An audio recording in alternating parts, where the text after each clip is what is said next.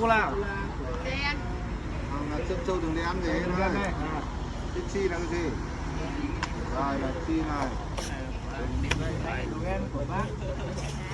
matcha là quá nhỉ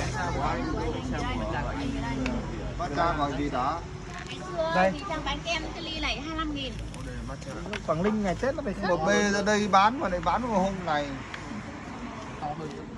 vâng cả dương